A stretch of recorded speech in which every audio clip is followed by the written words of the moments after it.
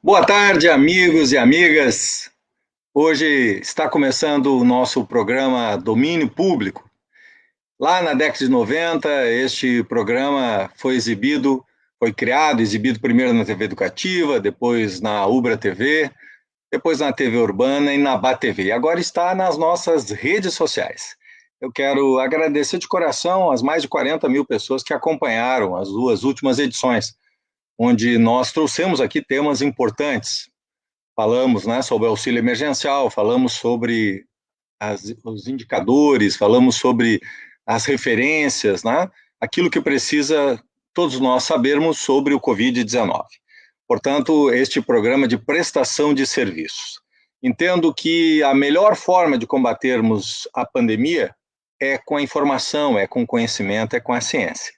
Envie as tuas perguntas para o nosso WhatsApp, é 99666065.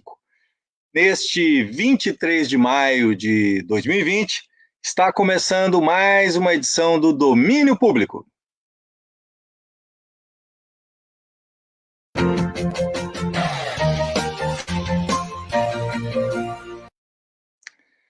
Já são mais de 60 dias de isolamento, de distanciamento social.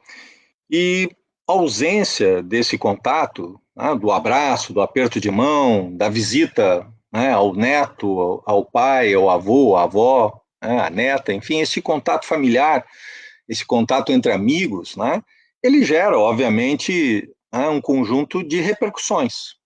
E é claro que é necessário esse isolamento social, é necessário esse distanciamento social pela progressão geométrica que o coronavírus, né, se não contido, leva efetivamente, né, como tem levado nações, né, o caso da Itália, da Espanha, hoje, especialmente os Estados Unidos, a Grã-Bretanha, e, portanto, é necessário, sim, esse processo de isolamento social. Mas o isolamento tem seus efeitos colaterais. E para a gente conversar sobre esse assunto, um assunto muito importante, a saúde mental em tempos de pandemia, nosso convidado de hoje é um grande amigo, psicanalista e escritor Mário Corso. Vamos refletir um pouco sobre esse momento. Primeiro, boa tarde, Mário. Obrigado por nos atender e a gente poder fazer essa conversa. Mário, hoje nós temos, sem dúvida, a ciência já dizia, já pensava nessa uma possibilidade de uma pandemia. Isso estava colocado, todos os cientistas colocavam, mas lamentavelmente, a gente vê que todo mundo foi pego de surpresa, né? A Covid-19 chegou lá em final de dezembro, isso, afetou e tem afetado todos os países, hoje todos os continentes, foram atingidos, todas as nações, e nós aqui no caso do Brasil, com números que, nos deixam impactados, quer dizer, estamos falando em mais de 300 mil infectados, 21 mil óbitos, mais de 1.000 óbitos em apenas 24 horas, quer dizer, são vidas que estão sendo tragadas, são famílias, que estão sendo afetadas, portanto, isso tem um impacto muito forte, Se estima que em torno de um terço, em estudos que foram feitos em epidemias, claro, epidemias menores, localizadas, não uma pandemia, porque a última pandemia é lá a gripe espanhola, entre 1918 e 1919, mas estudos colocam que muitas vezes entre um terço e até metade das pessoas envolvidas numa epidemia, elas acabam tendo algum problema psicológico.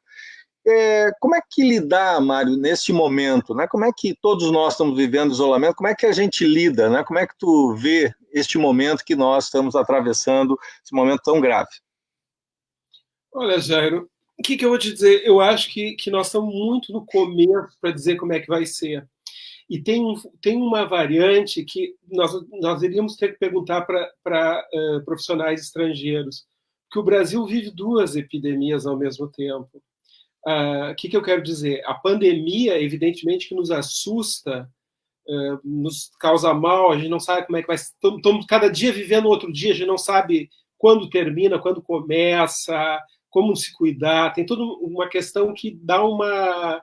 Isso, ou seja, essa incapacidade de pensar o futuro nos coloca em sofrimento, estamos todos afastados, tem gente que precisa muito do contato humano para sobreviver, as pessoas estão sofrendo bastante, mas tem o desastre político também que a gente está vivendo, né? Que ele também causa sofrimento, porque as pessoas não se sentem cuidadas, entende? É uma coisa que se atravessa e a gente não tem como ainda saber se é uma soma de sofrimentos ou não. digamos assim, essas trapalhadas sucessivas no Ministério da Saúde, nessas trocas de ministro que não são bem explicadas, aquilo não faz o menor sentido, o sujeito sabe o que está fazendo, então, as informações contraditórias, a ideia de que os governantes dão mensagens, os nossos governadores dizem uma coisa, o presidente diz outra, isso também causa um estresse, né? O sujeito normal não se sente em quem eu devo seguir, o que eu devo fazer, então isso gera um estresse dentro da pandemia. Então, o sofrimento ele é misturado, é difícil saber de onde vem, né? É uma sensação de insegurança bastante grande, então complicado. Mas, Mário, a pandemia, os efeitos dela são iguais para todos, porque todo mundo sofre ou tem pessoas que, digamos, não afeta tanto? Como é que tu avalia essa questão dos efeitos da pandemia? Esse momento, né, de isolamento, por exemplo, né? Ele é igual para todo mundo? Não, é absolutamente desigual, porque tem muitas pessoas que a dificuldade deles é a vida social. Tá? Então, no momento que não está se pedindo vida social, essas pessoas têm um certo alívio. Algumas depressões, alguns quadros depressivos, eles são sujeitos que pensam, entende, na imaginação deles, como o mundo é uma grande festa que eu não fui convidado. Está todo mundo se divertindo, menos eu. Logo, eu estou num sofrimento por não estar inserido adequadamente no mundo. Essas pessoas estão melhores, porque elas não sentem essa pressão.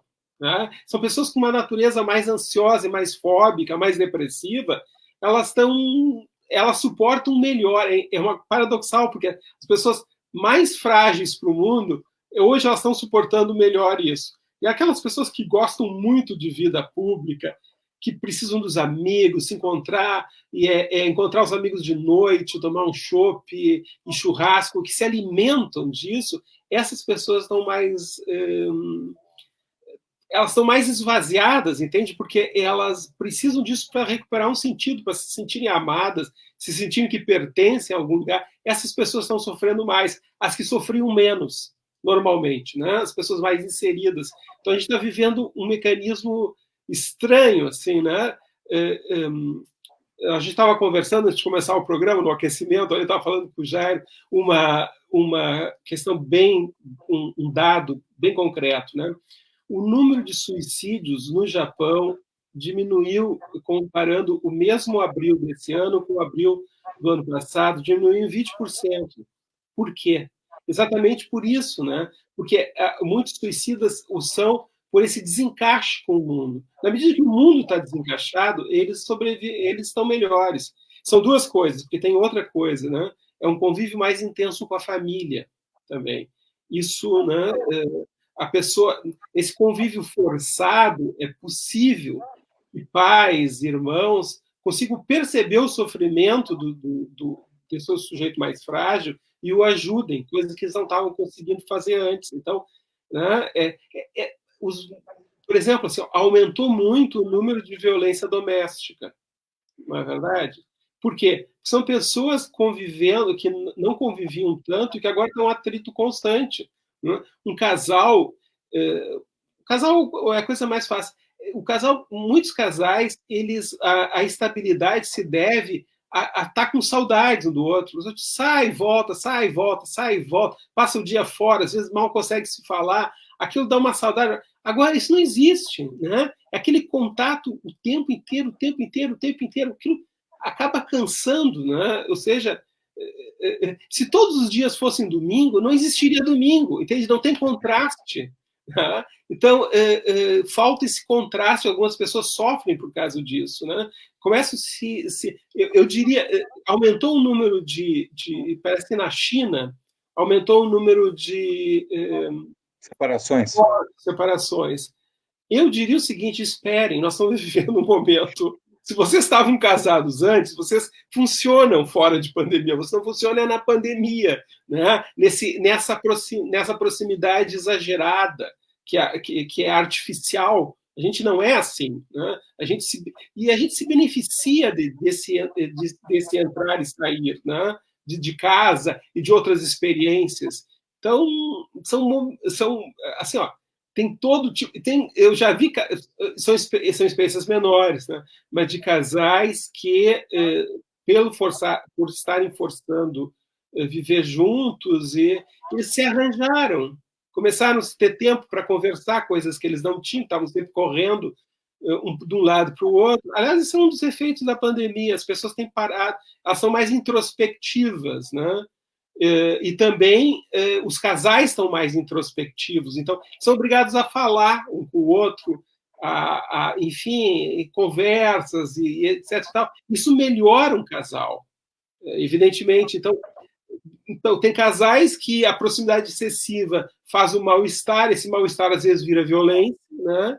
E o outro se arranja. Então, não tem um padrão assim de como as pessoas estão se comportando. Cada um se ajeita como pode, enfim, né? Cada um busca seus recursos psíquicos para enfrentar esse momento, né? Enquanto a pessoa for mais rica subjetivamente, mais ela tem recursos para, de alguma forma, se puxar, né? Se reinventar para esse momento que é.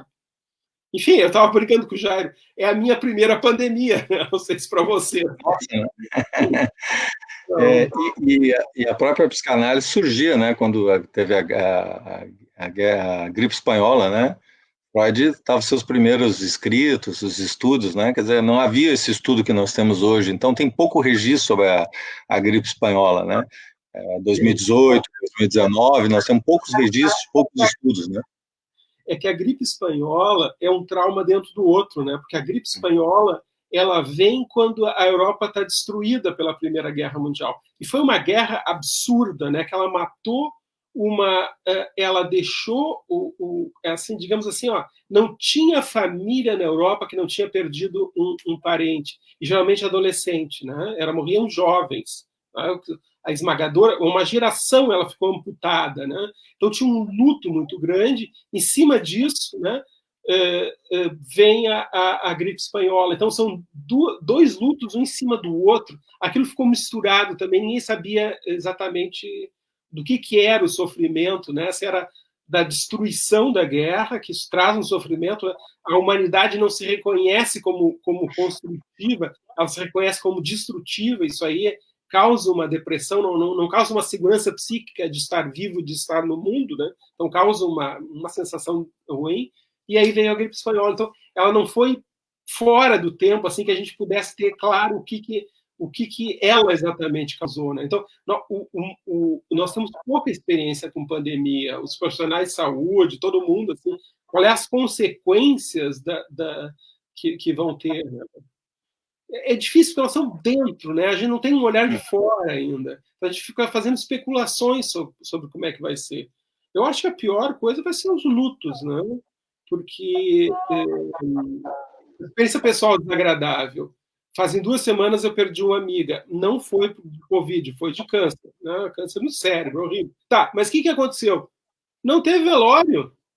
O velório era só 5 pessoas da família. Quer dizer, não basta a tristeza, tu tem a tristeza de não poder ir lá dar um abraço no teu amigo, nos filhos dele, e, pô, que tu convive há 30 anos, sabe? Isso eu acho que isso vai impactar muito, né? Vão ser uma série, as pessoas que vão perder, todo mundo vai perder alguém, se prepare, porque ninguém vai ser, assim, algum conhecido a gente vai perder, né? São lutos que vão ter muita dificuldade de ser digeridos, porque não tem rito. O rito ajuda a gente a suportar a dor, né? Parece tolo, parece uma coisa boba, mas tu sabe que aquela pessoa, a família sabe que aquela pessoa foi amada, foi lembrada, porque tem lá um monte de gente. A gente não está lá pelo morto, a gente está lá pela família, né? Essa que é a questão, né? Então tem uma homenagem a todos que a família se beneficia. E agora não vai ter isso, quer dizer, os lutos vão ser trágicos, assim, né? Perdeu a pessoa e aquilo parece que nem existiu. Não tem choro, não tem nada, e já perdeu o outro, ele é um número, né? E isso vai ser muito duro, né? A incapacidade de assimilar essa dor da perda. Aí, isso com certeza vai ser muito ruim. As outras coisas veremos, né? Por exemplo, não tem experiência. Qual é a experiência, qual é o trauma psíquico de ficar tanto tempo confinado? Isso aí nós estamos descobrindo agora, porque a gente não ficou ainda tanto tempo confinado, né? Já estamos, mas isso vai ser maior ainda. E qual é o que vai nos dar isso? Qual é a perda? Ou seja, qual é o desgaste que vai nos dar? Mas voltando um pouco aí às famílias, né? A gente tem hoje, as crianças estão fora da escola, então tem adolescente em casa, tem criança em casa, né? Tem hoje uma acumulação entre o trabalho em casa, o home office, e o trabalho da casa, que é os afazeres domésticos, né? E isso gera muitas vezes uma terceira jornada, isso gera uma série de compromissos, de responsabilidades, trabalhando até às vezes mais em casa do que trabalhava fora, onde havia uma distinção maior, né? Que tipo de orientação, por exemplo, para uma família, porque às vezes tem a questão mesmo do disciplinar os horários, tudo isso, como é que as famílias devem tratar isso? Porque é algo absolutamente novo, né? Não tem, como tu disseste, não tem precedente, né? Não tem precedente e as pessoas estão mais sobrecarregadas do que antes, porque as pessoas estão fazendo serviço doméstico e estão fazendo serviço doméstico sozinhas. Então, elas não têm aquela ajuda, aquela retaguarda, a faxina, a pessoa, a lavanderia, não tem, é tudo com elas. Então, as mulheres estão especialmente sobrecarregadas, né? Então, elas têm a casa, elas têm os filhos, os temas dos filhos, estudar por... Bom, a única vantagem vai ser para as pessoas se darem conta que o homeschooling é uma bobagem, né? Acho que isso elas vão se dar conta, né? Que isso é impossível de dar conta. Então, está todo mundo... Bom, a primeira coisa que tem que dizer é que está todo mundo sofrendo e que não se exijam, né? As pessoas ficam, o que nós vamos fazer na quarentena? Só tem uma coisa para fazer na quarentena: sobreviver. É isso. Não pense em fazer outras coisas. Eu vou ler Guerra e Paz. Ninguém está com tempo. A gente pensa, não, está trabalhando em casa, está com mais tempo. Não está com mais tempo. Está todo mundo com menos tempo, porque a casa nos suga. Tem uma operação psíquica que quer entender a epidemia, quer entender esse mal-estar político que a gente está vivendo. Não sobra energia para nada, né? Então, é a gente botar na cabeça que nós estamos dentro de um momento duro e que a gente tem que sobreviver e que isso vai passar, né? E cuidar um dos outros, porque é o que dá para fazer, né? Não ficar fazendo grandes metas e agora não, vamos, sei lá o quê, vou aproveitar para emagrecer durante a pandemia.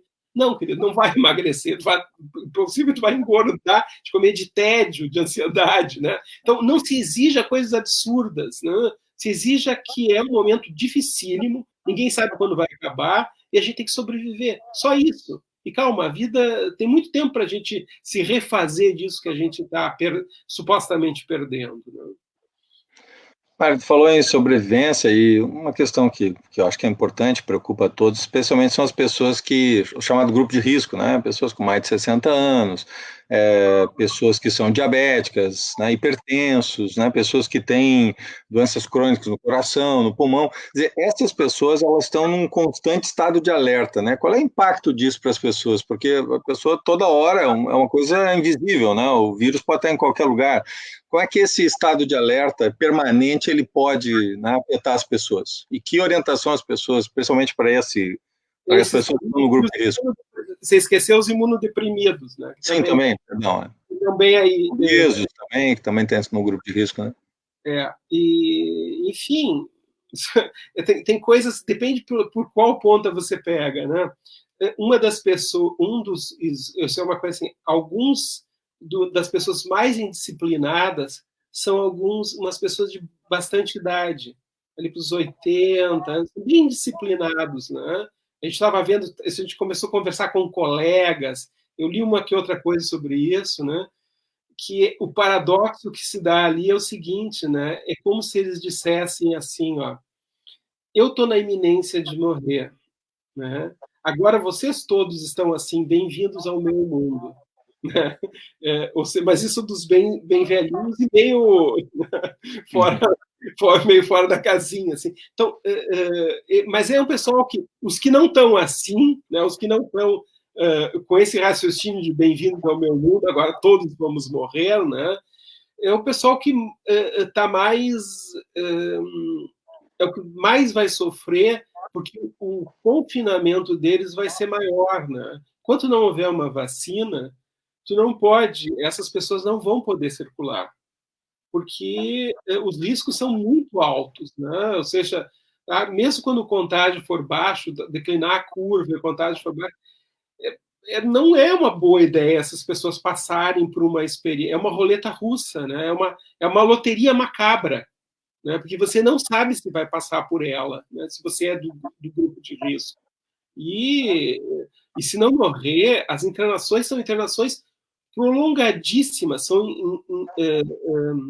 são internações de até 45 dias. E desses dias, muitas vezes com entubado. As pessoas não têm ideia do que é ser entubado. Elas voltam de lá, elas têm que reaprender a comer e a falar. A faringe fica destruída, algumas perdas são irreversíveis, a voz muda. É uma encrenca, né? As pessoas não têm ideia do que é ficar doente disso, né? Tem muita gente que é imune, mas quando pega, Por que o sistema de saúde quebra? Porque as pessoas não saem do hospital. Elas se curam, mas elas ficam um mês dentro de uma UTI, e ficar um mês dentro de uma UTI, gente, vendo gente morrer o tempo inteiro, é uma anticâmara do inferno, não desejo para nenhum. Vai ter um monte de gente traumatizada da passagem pela UTI. Agora elas estão vibrando porque elas estão vivas, mas depois fica aquele fantasma, elas vão ter que assimilar aquele período solitário entre a vida e a morte. Não é bom para ninguém, né? O que você aprendeu com isso, né? Aquelas papo furado? Não aprendeu nada, aquilo não é uma escola, aquilo é um sofrimento, né? Então, enfim, as pessoas que... Não estou exagerando, estou só falando essas coisas mais duras para ver se as pessoas realmente caem na real do que é que a gente está... Qual é o tamanho do inimigo, né? É um inimigo que, olha, não é pouca coisa. Mário, nós temos aqui uma pergunta dos nossos, né, os amigos que estão participando aqui da nossa live. A Estela Azevedo aqui, ela pergunta o seguinte: quem tem pais idosos, né, que já estavam acostumados com os filhos na volta, se sente muito só, o que fazer? Ela diz que o pai cobra muita presença, ele não entende. Como é que orientação tu acha que é possível para ela, por exemplo, ou situações semelhantes, né? O que fazer nesse caso? E tem que dizer o seguinte, que o maior ato de amor é ficar longe. É paradoxal, mas é isso. Se ela realmente ama o pai dela, ela vai ter que fazer o pai entender. A velhice, a gente não se dá conta, mas se você não tem se você não mantém a cabeça funcionando o tempo inteiro, depois de uma certa idade, você tem um declínio cognitivo muito grande, né? Então, se o pai dela não está entendendo, talvez ele já... As pessoas que às vezes abandonam o mundo, né? E passam a viver o pequeno mundo da família, já não vê mais jornal, pouco importa.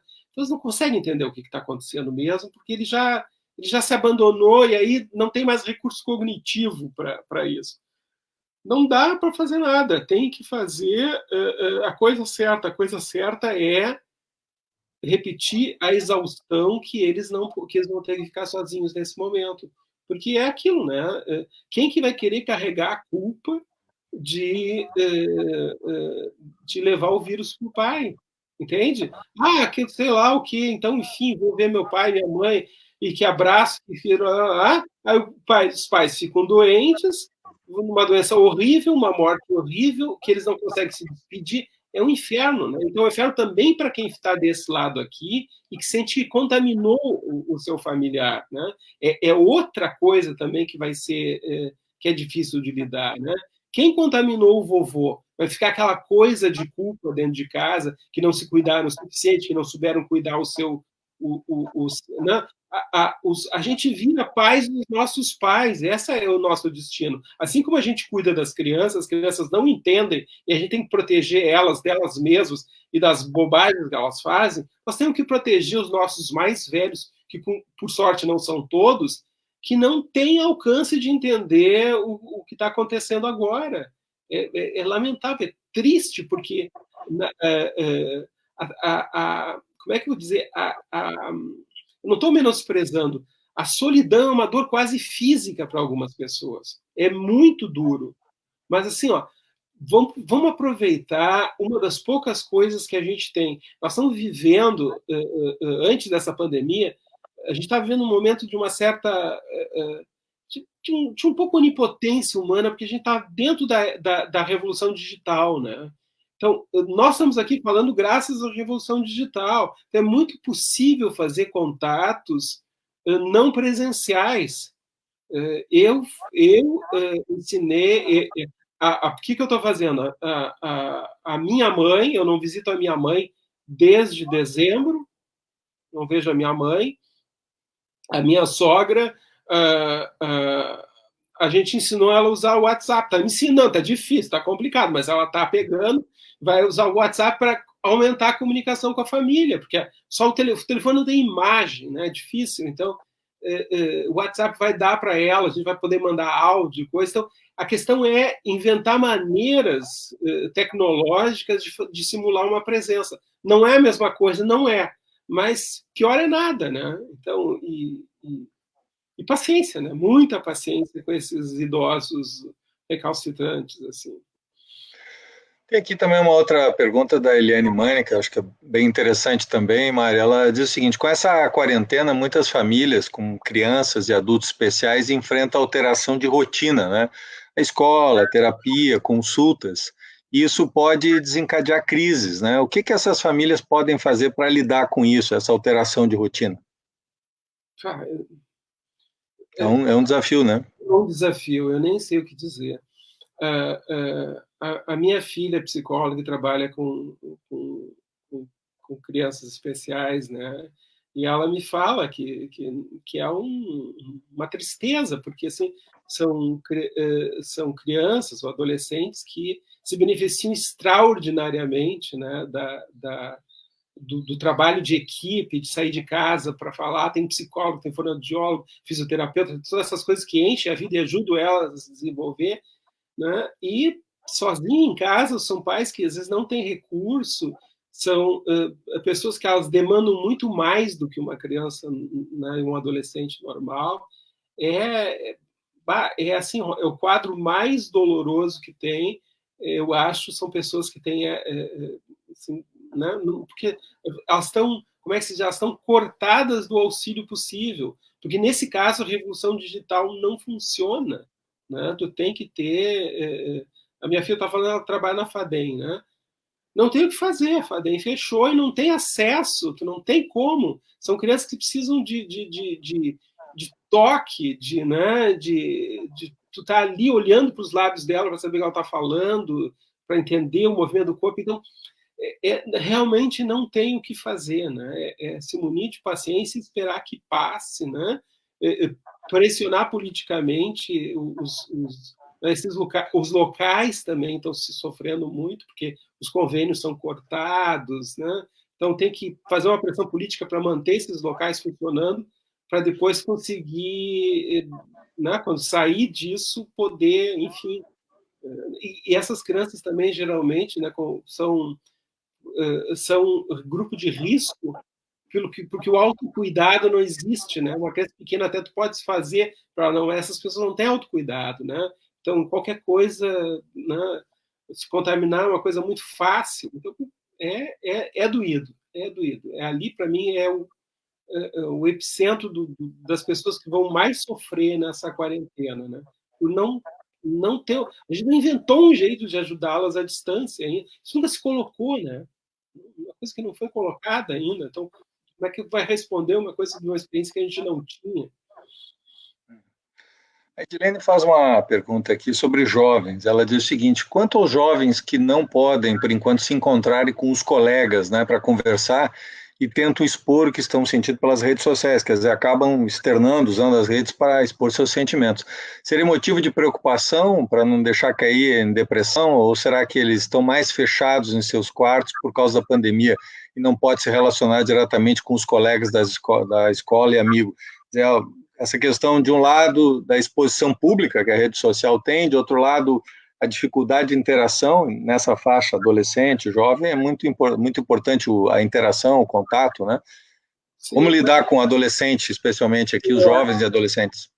mas aí nós estamos no território, alguns jovens estão sofrendo menos, porque eles são nativos digitais, ao contrário de nós.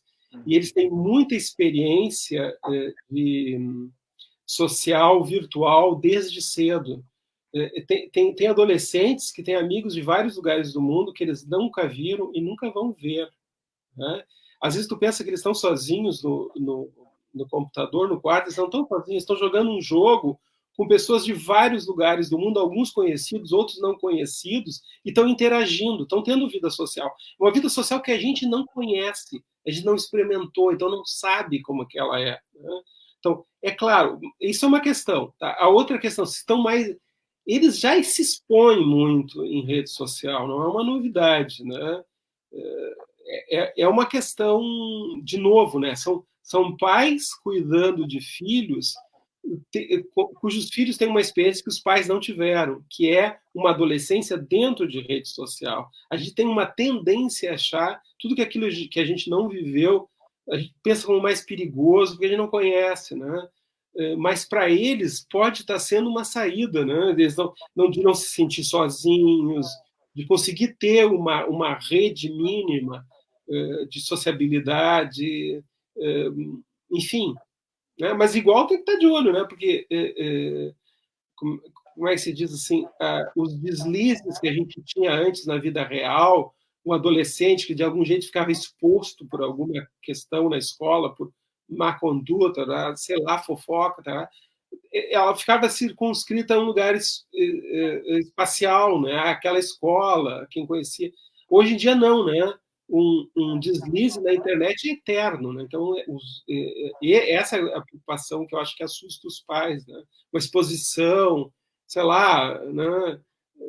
O que tem que colocar para esses adolescentes e dizer para eles muito claro é que não existe segredo na rede, né? Se você botar uma foto nua só para o teu namorado, não existe só. Isso vai ficar público, em algum momento vai ficar, né? É colocar para eles essa questão, né, de que, enfim, não existe tudo que vai para a rede pode ficar público em algum momento. A gente não tem uma educação para a etiqueta digital, que eu acho que os pais não têm, deveriam ter, né? De insistir muito nessa questão de, enfim, de que tudo que você gravar, toda foto que você tirar, tu tem que pensar nela como se essa foto fosse vista por todo mundo, porque ela, em algum momento, vai ser vista por todo mundo. Não existe o sigilo. Você vai dar para a tua melhor amiga. Ela é a tua melhor amiga agora. Talvez ela seja, daqui a 6 meses, a tua pior inimiga. Sabe o que acontece? A habilidade das amizades tem isso, enfim. Então, por favor, isso é o conselho que a gente tem que dar para os adolescentes, né? Vão para lá, mas não se expõem. Você sabe que isso não tem volta, não tem tirar da rede, não existe. Não existe um local, né? Então, tu guarda uma foto constrangedora, tu tira da rede, não tira da rede, alguém deu um print, tu coloca de novo depois quando for para te machucar. Então não existe. Então o único jeito é não ensinar eles a não se exporem, né? Do perigo real que é a internet, né? A Adriana Stimes é também uma pergunta aqui, Marcos. Ela pergunta o seguinte: quem sofre de síndrome do pânico e ansiedade, né? Como proteger a mente, né, nesse momento de pandemia? Olha, os meus pacientes que estão mais para o lado das crises de ansiedade, geralmente essas crises de ansiedade são sociais, né? O clássico da síndrome de pânico, ela está ligado à interferência com o outro. Agora estão no momento, elas estão mais protegidas, elas não estão tão, não sei se nós estamos falando sobre a mesma coisa, né? Como que se proteger? Eu acho que a única saída nesse momento é, se a pessoa pode, ela ficar um pouco mais mergulhada na cultura do que antes. O que eu quero dizer com mergulhada na cultura? sai de si mesma, se a questão social é difícil, que ela tenha a companhia de um bom livro, de uma boa série, de alguns bons filmes, porque isso fica rodando na cabeça dela de uma forma imaginativa, construtiva, dando maior possibilidade de assimilação. As pessoas não se dão conta o quão terapêutico é a literatura e o cinema, justamente por isso, né? Por nos fornecerem fantasias e experiências alheias que ajudam a ilustrar as nossas. Então, se a pessoa tiver tempo, aproveita para usar a alteridade que a cultura nos dispõe, que é viver a vida das outras pessoas, né? A gente tem uma vida limitada, mas a gente pode viver outras coisas através da literatura. Isso tem um extraordinário valor terapêutico, assim. Então, é uma saída para esses momentos para quem está muito ansioso, né? E começa a pessoa se sente um pouco, né? Essas pessoas muito ansiosas estão extraordinariamente autocentradas, né? Então, as escolas começam a se sentir parte de uma coisa, de uma humanidade maior, de algum jeito, isso tem um efeito positivo sobre o tamanho que elas são e sobre a crise que elas estão vivendo. Com gente que já viveu tantas outras crises, isso, né, coloca as coisas num devido lugar. Eu acho bem terapêutico usar literatura no sentido amplo, teatro, cinema, tudo que nos conte histórias e que nos remeta a outros mundos e a outras formas de viver e entender as coisas. Eu acho, é um conselho, tentem. O Getúlio Guedes ele traz aqui um questionamento, uma pergunta que trata dos profissionais de saúde, né? Porque os profissionais de prevenção e saúde eles têm que atuar, mas ao mesmo tempo eles têm os cuidados, né, com a família. E essa situação é difícil, né? Porque muitas vezes eles podem ser também os responsáveis, né? Porque eles estão na linha de frente. Quer dizer, qual é a recomendação, ou pelo menos qual é a orientação para esses profissionais que têm esse momento difícil, né? Eles às vezes têm que estar isolados, mas têm a necessidade de cuidar da família, ao mesmo tempo a questão da responsabilidade ou até mesmo a culpa, né, que tu mencionaste, se eventualmente algum familiar, né, é contaminado, por exemplo. Bom, a única vantagem é que é um pessoal que sabe se cuidar, né? Sabe exatamente como o vírus funciona e como se cuida. E cada um inventa o seu jeito, né? Porque, primeiro, é muito triste que é o pessoal que está realmente. Um dado que eu escutei ontem me deixou muito chocado: o Brasil perdeu 100 médicos já. 100 médicos. Isso é muito sério, né? Então, essas pessoas realmente estão em risco. Eu conheço alguns profissionais que estão vivendo em hotel, né?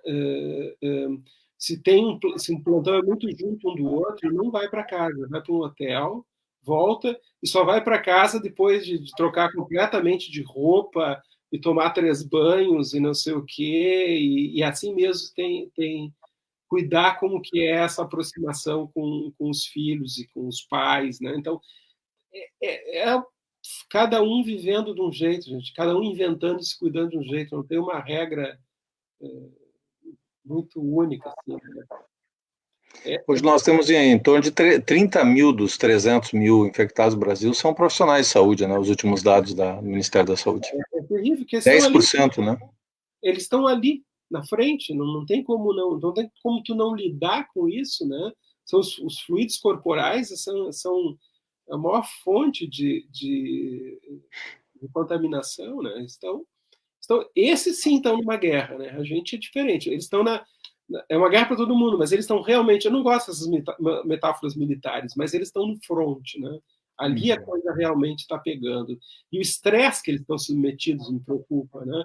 Eles estão assistindo o dia inteiro a sua própria impotência, né, de curar alguns, o seu próprio. Essas pessoas vão sofrer muito num estresse pós-traumático, né? Porque é essa questão, vai e volta do hospital, né? Eu estou ou não estou contaminado, eu posso morrer, eu posso levar a morte para minha casa, eu estou fazendo um serviço, eu estou enxergando todos os dias gente morrer. Sim, é o serviço deles, já não é uma novidade, mas assim, isso começa a aumentar o número, né? E isso aí tem um impacto doído. Assim. Não tem uma resposta muito boa para isso, não, a não ser ajudar a cuidar essas pessoas, que elas possam pedir ajuda, né? Pelo menos externar isso. E as outras pessoas compreenderem que elas não estão no momento normal, né? Se eles estiverem mais chatos e mais aguentem, eles estão fazendo o serviço por nós lá na frente, então vamos cuidar deles. Né? A Simone Cadrali, ela pede uma orientação, né? Porque ela falava que tem que cuidar da família, do trabalho, então esses três turnos de trabalho, né? Ela pergunta que tipo de atividade ela acha pode ser recomendada, porque tu tem criança, tem filho, no momento da pandemia, o que fazer, né? É um Tudo. pouco que tu havias colocado lá no início, né? Fazer de tudo, né? Nem sei, porque as minhas filhas recém saíram de casa, estou com a casa vazia, recém, não, faz um pouco mais de tempo, para mim é recém, não assimilei direito. Eu não tenho criança pequena em casa, eu imagino quem tem.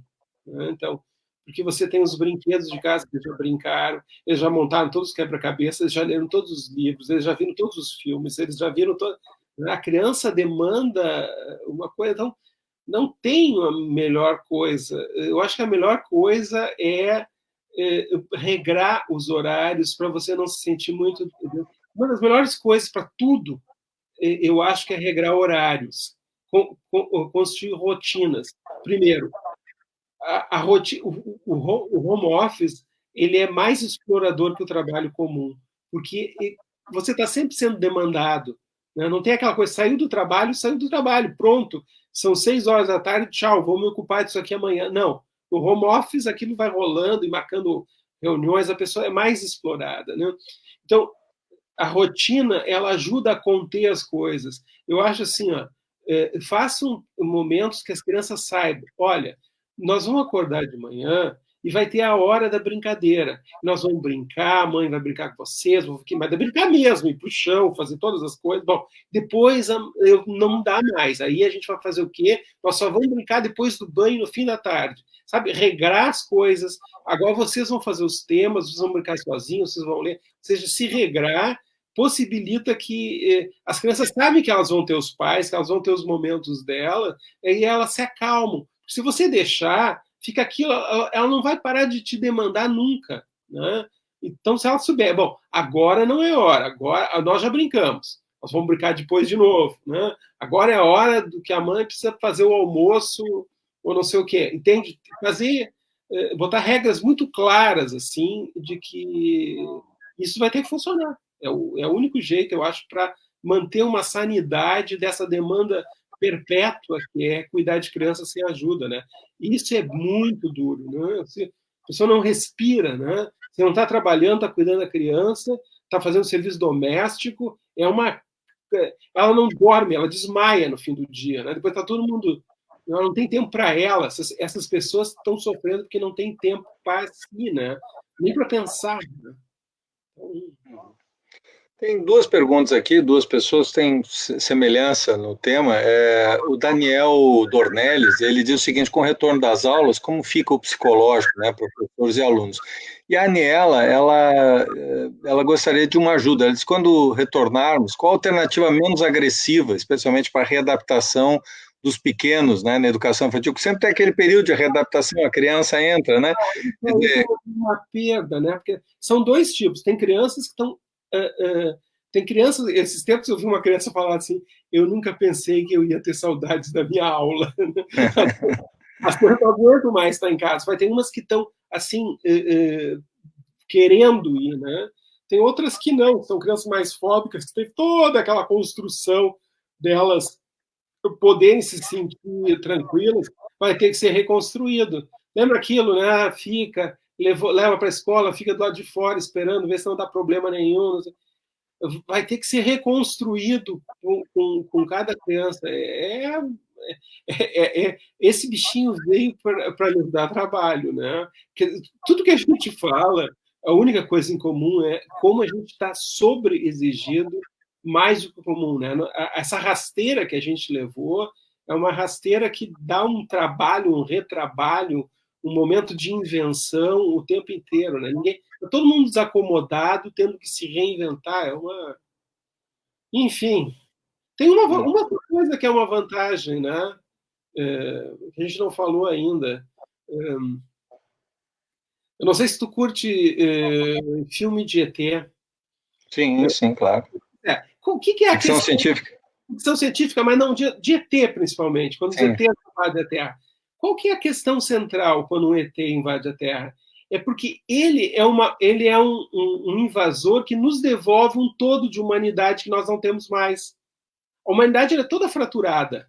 Classes sociais, países, a gente não tem unidade. O que é hoje o ser humano? É uma abstração, é uma pluralidade muito grande.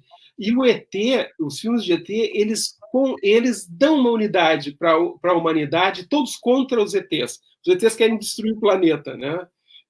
Querem tomar nossas riquezas. Né? É uma projeção engraçada, muito engraçada, porque os ETs são aquilo que os europeus fizeram na América, né? Ir lá e tomar os recursos e bom, enfim. Mas esse vírus, ele é alguma coisa parecida. Nós poderíamos usar esse vírus para ter uma noção de unidade da humanidade, porque de fato são raras as experiências que perpassam a humanidade inteira. Nós temos guerras, nós temos o quê? Mas elas são regionais. Né? A gente não tem nós estamos vivendo uma experiência, né, que a gente não se toca, mas isso aí vai deixar uma marca na civilização que todo ser humano tem um inimigo em comum hoje. Não tem quem não vá ser afetado. Se não for afetado por um problema de saúde, vai ser afetado por um problema econômico. E ninguém está tão com o boi na sombra que não vai sofrer. Todos vamos sofrer, todos vamos perder. Né? Então, é interessante, né? Seria um momento que talvez a gente pudesse usar para a humanidade se, né? Olha só, a gente nós temos uma identidade comum, né? A luta contra um inimigo. Tomara que a gente consiga usar isso para fazer uma liga, né? Para parar de brigar tanto e conseguir ter um objetivos comuns, né? Sociais comuns, que é uma coisa que quase se perdeu hoje, né? Cada um procurando puxar a brasa para a sua sardinha, né? A gente tem uma dificuldade de ver o bem comum, né? Mário, a Cristina Colares, a Tina Colares, ela é professora de dança, é uma entusiasta aqui da cultura em Canoas, é uma pessoa muito conhecida aqui de todos nós. Ela pergunta as tuas considerações sobre a importância da arte na pós-pandemia, né? Ela diz que entende que isso provavelmente será um dos fios condutores, né? Ela acha que é um dos fios condutores mais importantes para a gente se reconectar ao novo normal. Como é que tu vê essa questão da arte? Tu falaste um pouco já da arte agora na pandemia, né? Mas no pós-pandemia. Nós estamos no território da ficção científica, eu não sei, mas geralmente é assim que funciona, ela tem razão, né?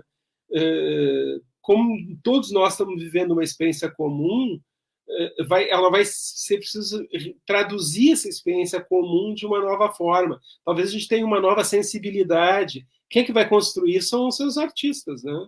Geralmente eles que constroem, que enxergam as coisas antes e constroem narrativas que nos vão sim, possibilitar entender o que vai ser a nova normalidade. Porque igual nós não vamos ser. Melhores eu também não. Eu não sou muito otimista que isso vai nos ensinar a ser melhor. Não tem menos, né? Mas certamente nós vamos ser diferentes.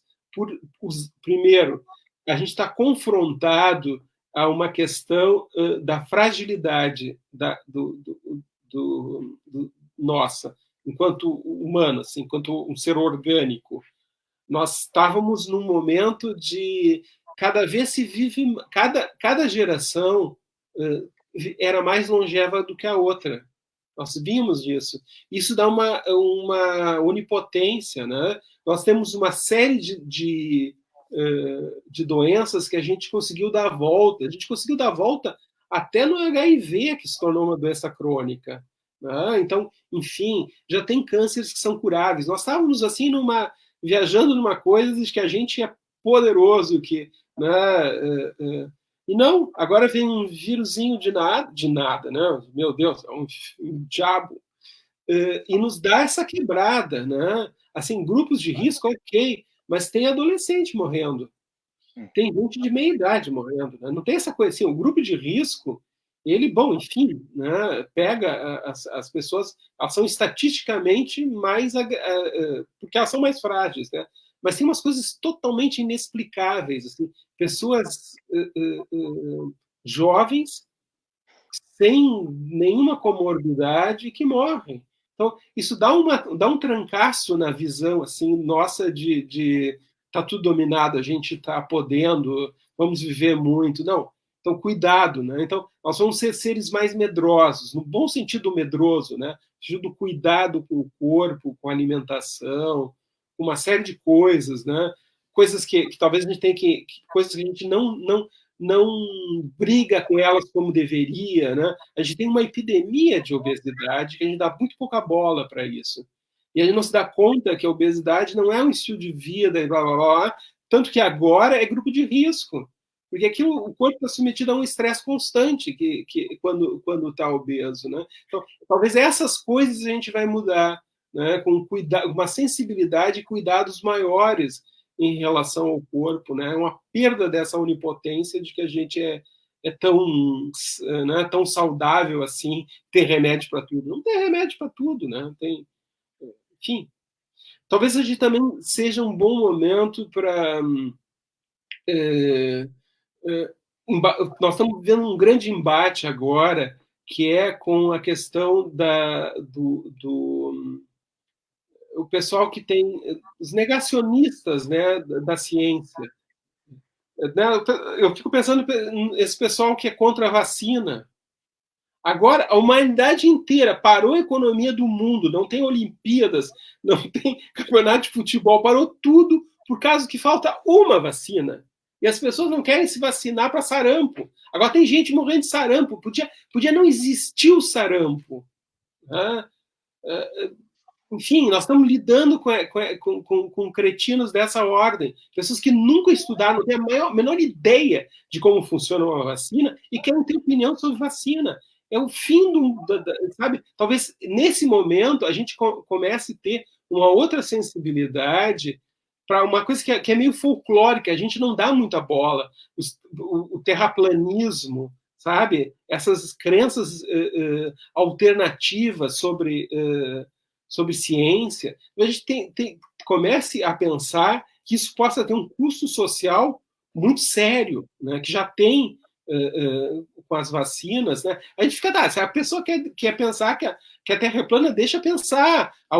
Tem uma grande vantagem, a gente sabe que está lidando com um idiota. É a única vantagem do terraplanismo, que está lidando com alguém que tem uma capacidade cognitiva muito rebaixada. Né? Porque, por favor, não estudou nada de física, as coisas não funcionam desse jeito. Né? Enfim, então, talvez essa sensibilidade, talvez isso faça parte do novo mundo, que a arte talvez nos ajude a pensar, né, como lidar com esse novo mundo, esse novo momento, vai passar por isso também. Né? Não sei como, mas vai ter que passar por essa nova sensibilidade, uma nova posição frente ao conhecimento, uma nova posição frente à nossa integridade corporal e à fragilidade que a gente é. Acho que isso vai ser diferente, com certeza. Mário, duas questões para a gente fechando a nossa conversa, mas dois temas ainda que me preocupam, que eu gostaria de refletir contigo. A gente vive hoje quase um tsunami de informações, né? Tanto verdadeiras como também falsas, as fake news, né? As pessoas recebem informações e muita gente fica ligado 24 horas por dia. Né? Quer dizer, fica permanentemente vinculado àquilo. Já se fala, inclusive, em infodemia, né? Que é essa pandemia da desinformação, esse excesso de informação. Quer dizer, como é que é enfrentar essa overdose, né? Que tipo de postura as pessoas têm? Porque eu lembro assim que no início tinha gente que Estava lá 20, né, o tempo inteiro com informações, com dados, e isso acaba gerando ainda, muitas vezes, mais ansiedade ou mais depressão. Quer dizer, como lidar com essa questão da informação? A primeira questão é entender por que essa pessoa está assim, né? Ela não necessariamente é uma coisa ruim, é tão novo, é tão absurdo, que eu vi algumas pessoas que eu consegui escutar, alguns pacientes, alguns amigos que eu ajudei nisso, era uma tentativa de entender, sabe? Porque é tão novo, é tão absurdo, tão desconcertante, que causa uma ideia de que se tu se informar o suficiente, tu vai entender e vai mudar alguma coisa, né? E não necessariamente, né? Não é assim. Chega um momento que não tem mais nada para entender, né? Aquilo só gera desgaste. Então, eu acho que tem que fazer uma higienização da informação. As pessoas não dá para grudar na tela e ficar vendo noticiário político e de pandemia o tempo inteiro. Isso não produz uma diferença, a gente não acrescenta nada em nós e nos produz um estado de ansiedade assim constante, né? Então a gente está sempre cansa qualquer um, né? Aquilo não esgota, não termina, né? Mas a outra questão é o excesso de informação. Bom, aí nós estamos dentro de uma outra questão que ela já era um problema antes da pandemia, né? Nós somos a primeira geração que está lidando com a revolução digital. Grandes questões e grandes vantagens e grandes desvantagens. Uma dessas grandes vantagens é os fake news, que elas sempre fizeram parte da história da humanidade, né? Não tem novidade nisso, assim, só que elas não tinham a velocidade de transmissão e a facilidade como é agora para a dinâmica da desinformação, né? Elas têm tratado das maluquices, por exemplo, a maior parte dessas desinformações elas fazem parte de um pessoal que nega a pandemia ou a gravidade da pandemia, é como se não existisse. Essas pessoas querem o mundo delas de volta, aquele mundo que elas tinham, que era confortável. Tá, o mundo anterior à pandemia tinha uma estabilidade que bom, de qualquer jeito era melhor do que agora, né? E essas pessoas querem esse mundo de volta a qualquer custo. Então se negar a pandemia é como se isso não, como se essa loucura da cloroquina. Nós temos o remédio. Eles imaginaram que um remédio existe, que tem estudos, cada dia sai um estudo novo sobre que aquilo não funciona e é mais perigoso, e as pessoas insistem. Né? É como se fosse uma negação. São vários estágios de negação. É engraçado porque o vírus não existe e você tem um remédio para o vírus. A negação não tem uma lógica coerente entre si, né? Mas são tentativas de fazer com que o mundo volte para trás e que isso não exista, né? Que eu quero o meu mundo de volta. Não existe esse mundo de volta. Não vai ser igual. Não tem. É isso que é a dificuldade que as pessoas têm de fazer o luto, porque elas perderam aquele lugar e não vão ter de volta. Vai ser diferente, a gente não sabe como, mas não vai ser de volta. Né? Por exemplo, isso é super triste, porque assim, pessoas por exemplo, assim, ó, por mais que a gente comece a fazer agora abre e fecha, abre e fecha, abre e fecha, um normal de abre e fecha, dentro desse abre e fecha, quem tem mais de 70, 80 anos está excluído, por bom senso, entende? Então, olha o sofrimento dessas pessoas. Né? Quando é que eu vou ver meus netos e vou fazer churrasco para os meus netos? É difícil para essas pessoas. Então, elas ficam nessa loucura de negar, não existe, vocês exageram, não é tudo isso, nem estão morrendo. Aqueles caixões têm pedra dentro.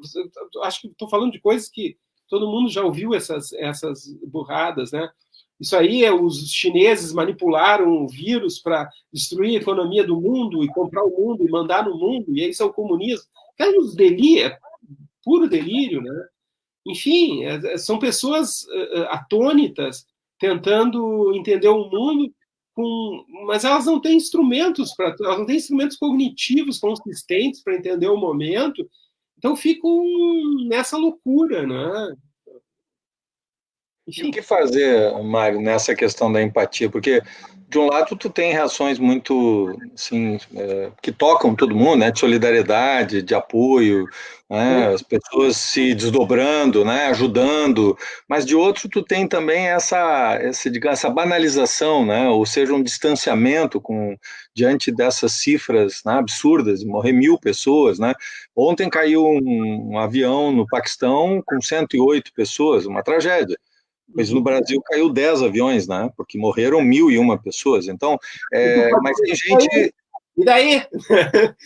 Mas tem gente que não tem empatia, né? Quer dizer, como enfrentar isso? Porque é difícil, né? Nós estamos falando de vida e muitas pessoas, como enfrentar essa ausência de empatia por esses setores, né? Muitas vezes até por ignorância ou por falta de instrumentos ou muitas vezes, né, por ideologias, né? Como que se lida isso? Porque isso às vezes invade o dia a dia das pessoas, né? Verdade, mas a primeira coisa é não responder em espelho. Porque a primeira coisa que a gente tem vontade, né, é de ser tão agressivo quanto eles e não. A primeira coisa é a gente fazer um exercício budista, né, de se dar conta que não entra nessa história. É uma briga e uma discussão nesse nível, tu não convence alguém, porque isso tem a mesma lógica do delírio. Isso não é uma discussão racional. A primeira coisa que tu tem que deixar é essas pessoas falando sozinhas, porque não tem uma eficácia, a menos que tu esteja, enfim, dentro da tua família, isso vai ter uma consequência sobre como cuidar de alguém. Aí sim, aí você vai ter que entrar e brigar com força. Mas se for uma questão que não envolve nada, deixe esse pessoal falando sozinho, não dá palco para maluco, porque é difícil. Nós estamos vivendo um momento, faz parte da revolução digital, né, principalmente isso que a gente, a maior parte diz que vem por tu não pode, a gente ainda não tem como criminalizar essas coisas, mas isso, tem coisas que são criminosas. Falar que a cloroquina cura é criminoso, porque ela aumenta o risco cardíaco, ela dá arritmia cardíaca. Para quem é cardíaco, tu pode não ter nada e ter um ataque cardíaco, tu está tomando um remédio profilático de coisa nenhuma. Isso é criminoso. Isso pode ser indução a suicídio. Entende? E tu não tem como criminalizar um idiota que diz que tu tem que tomar hidroxicloroquina. Então, gente, nós estamos vivendo um momento que não tem regramento para isso. Se um jornal publicar uma coisa dessas, tu imagina assim, um jornalzinho qualquer e diz assim, tome isso aqui, tu toma, mas esse jornal vai ser processado e vai ter consequências isso. Então eles não publicam isso aí. Mas nas redes sociais a gente não criou ainda aparatos. Essa, para mim, é uma das grandes questões do momento civilizatório, é que as coisas que são ditas elas tenham consequências, porque senão vai virar uma selva, entende? Principalmente informações falsas que provocam, que têm consequências na vida e na saúde das pessoas. Se a gente não conseguir criminalizar isso, nós não é um caminho para a barbárie, né? Porque a gente perde gente entende? A gente não sabe ainda lidar com a internet, nós somos a primeira geração, a gente ainda escarra no chão, a gente não tem modos, não foi construída uma etiqueta, uma regulação para esse espaço, né? Mas devia ter.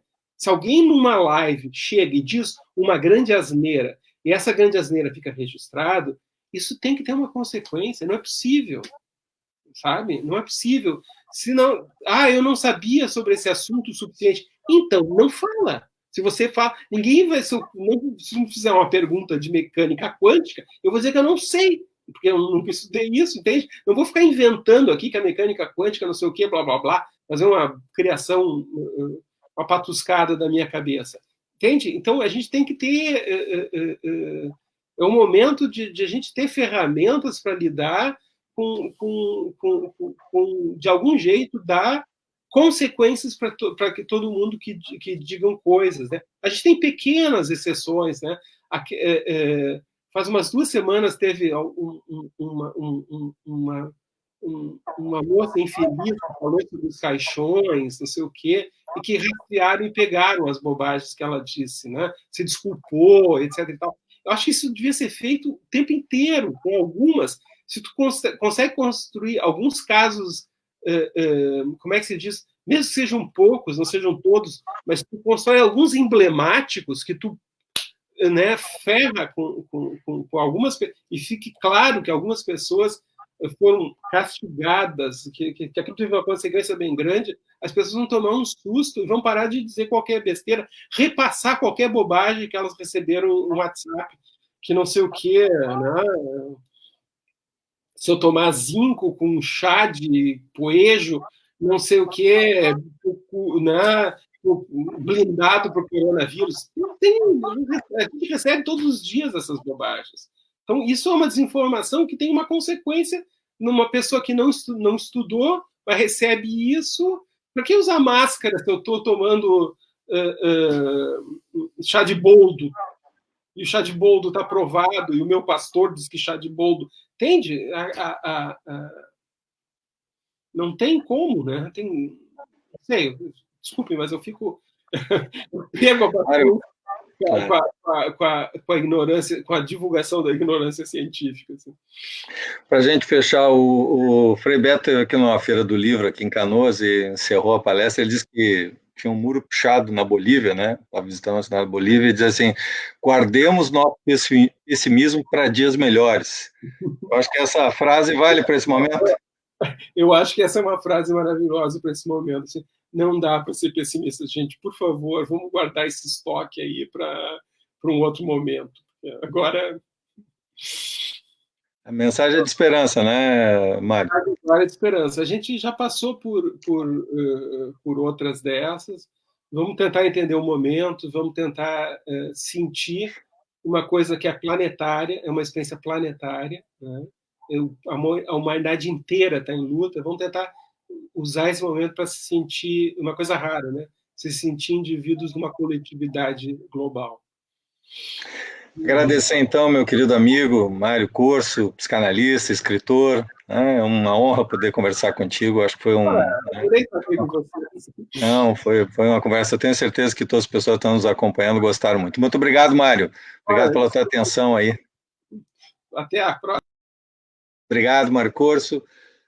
O nosso domínio público trazendo sempre temas, né, de interesse. Esse é um tema candente, um tema que ainda exige muita reflexão, muito debate. Nós estamos aprendendo com esse elemento novo que é o Covid-19.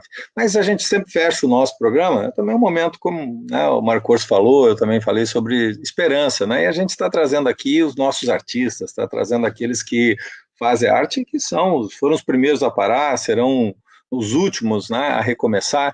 E nesse programa eu quero trazer ele, que é DJ, o Gil Giovanni, querido amigo, né, lá do Guajuviras, amigo que tem feito um trabalho muito bonito, inclusive se preocupando com outros profissionais, né, profissionais que estão também na área de eventos, que pararam, que hoje estão em dificuldades.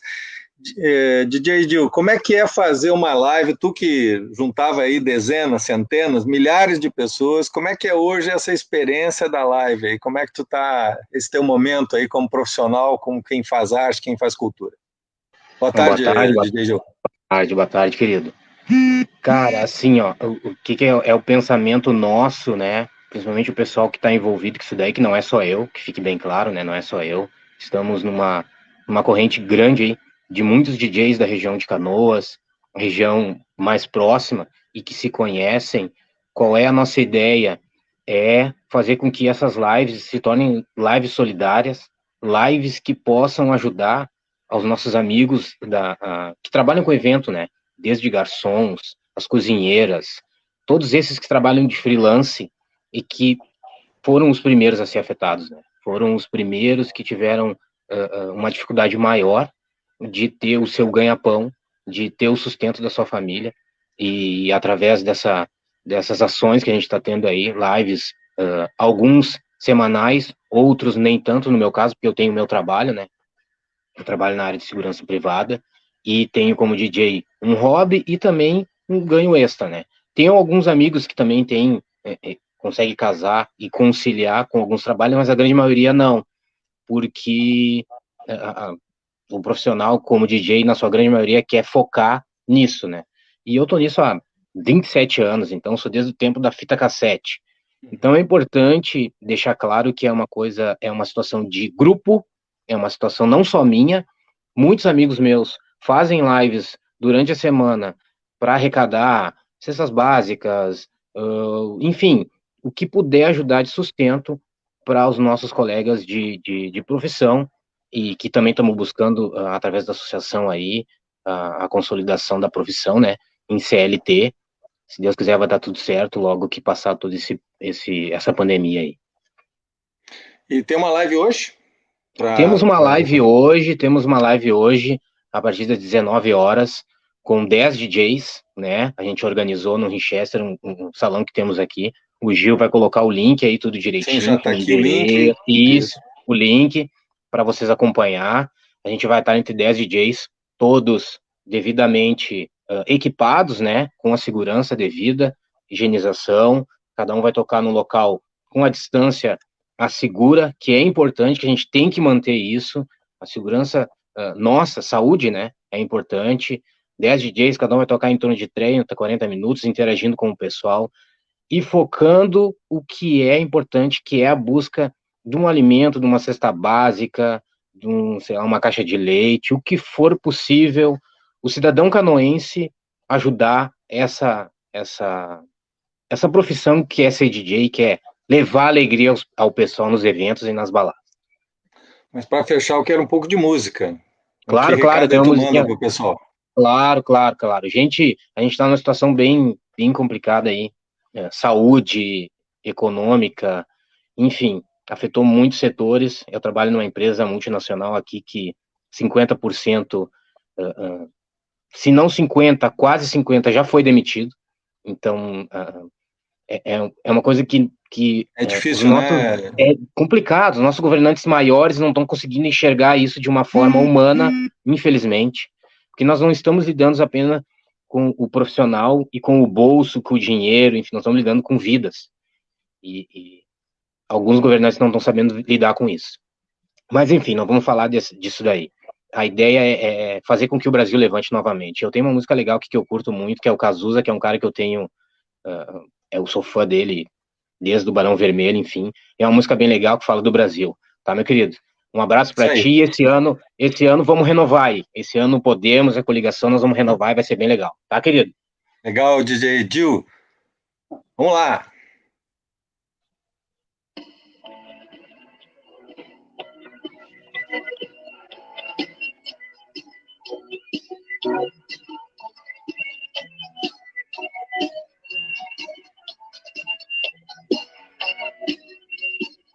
Não me convidaram essa festa pobre, me preparam pra me convencer a sem ver toda essa droga que já vem malhada antes de você.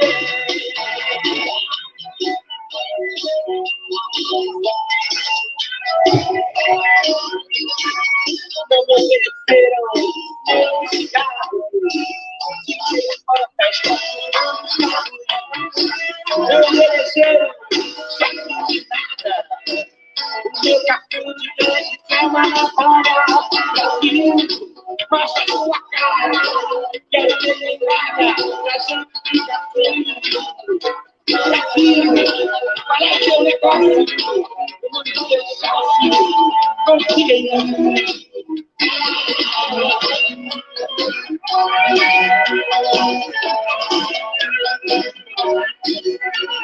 Obrigado, DJ Gil, nosso amigo, parceiro, já convidando a todos, né, para a live hoje às 19 horas. Obrigado, DJ Gil. Obrigado um abraço, pela tua parceria. Querido. E até a próxima aí. Juntos a gente vai conseguir fazer Canoas crescer novamente. Um abraço. Com certeza. Obrigado a todos os amigos e amigas que acompanharam o nosso programa Domínio Público. Hoje nós tratamos da saúde mental em tempos de pandemia com o psicanalista, o escritor Mário Corso. No próximo sábado nós vamos tratar também de um outro tema, saúde financeira. Você que está com problemas, contratos, financiamento, o que fazer? Como tratar as finanças, como enfrentar os problemas jurídicos? Nós vamos abordar essas questões no nosso programa no próximo sábado, às 3 da tarde. Mande as suas perguntas. Se você tem dúvidas, mande pelo nosso WhatsApp 99666065. Nosso programa Domínio Público fica por aqui. Curta, comente, compartilhe o nosso programa, porque aqui todos nós entendemos que a forma de enfrentar a pandemia, o Covid-19, é com informação, com conhecimento e consciência. Um bom sábado, um bom final de semana a todos. Muito obrigado pela tua participação, muito obrigado por acompanhar o Domínio Público deste sábado. Até lá!